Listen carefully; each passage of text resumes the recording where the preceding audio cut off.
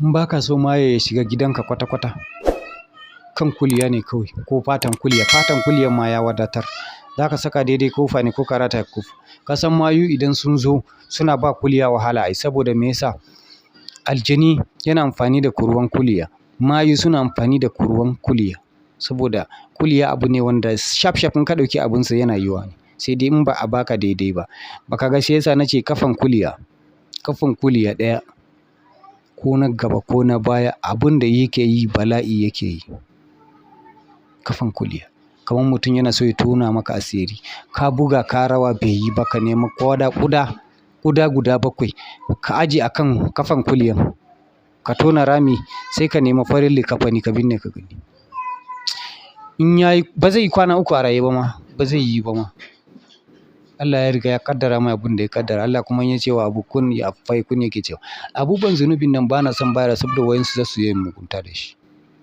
In ba haka ba kashin kuliya, kashin kafan kuliya in ka kafe mace da shi lahira ko ka mutu ba za ta yi aure ga wani ba. Nan mace idan kin kafe mijinki da kafan kuliya zai iya shege a cikin gidan. In ya fita ba shi ba mata ko ya gansu bare iya yin bai da kuzarin neman mace, ba zai yi ba ma.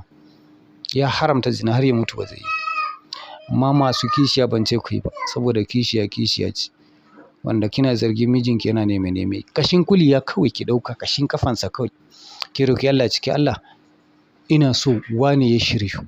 Kamar yadda zan zo in kafe wannan kafan kuliya in gaskiya ne na kafe shi ba wata mace a layi. Hajiya idan kin yi za ki gode wa Ubangiji. Idan kana so ka yi yare kala-kala, harcen kuliya ne. Harcen ne kawai za ka cire. Ko busasshen kai in ka samu harcen ka cire. Ka san da harcensa yake shan ruwa. Kuliya baya shan ruwa sai da harcensa. Kare ma da harcensa yake son ruwa. Amma na kare bala'i ne, ba na son faɗa. Sai sa nake faɗa wani lokaci idan na hasala zan ce kawai wani magana bari mu bar shi. Idan kana so ka ji yare kala-kala, harcen kuliya ne. Ƙonawa za ka yi ya zama toka ka ƙara dirzawa sosai. Sai ka nema kanwa ɗan kaɗan, guntule kaɗan fa ka saka ka dirza shi sosai. Sai ka kwaɓa da zuma. In ka kwaɓa da zuma ya kwaɓu sai ka ɗiga maluwar da a ciki. Ka kwaɓa sosai da daddare in za ka kwanta kan harcenka kawai za ka sa ka kwanta. In gari ya waye za ka ga bakinka ya cika da yawu ka tofar. Duk yaren da ka sa kai za ka iya koya. Ba zai baka wahala ba ma balle exam. Gelan kuliya. Gelan kuliya jijiyan tumfafiya bala'i ne. Idan kana so ka ringa ruɗar da jama'a, ka ringa kai magana kowa ya yi shiru. Shi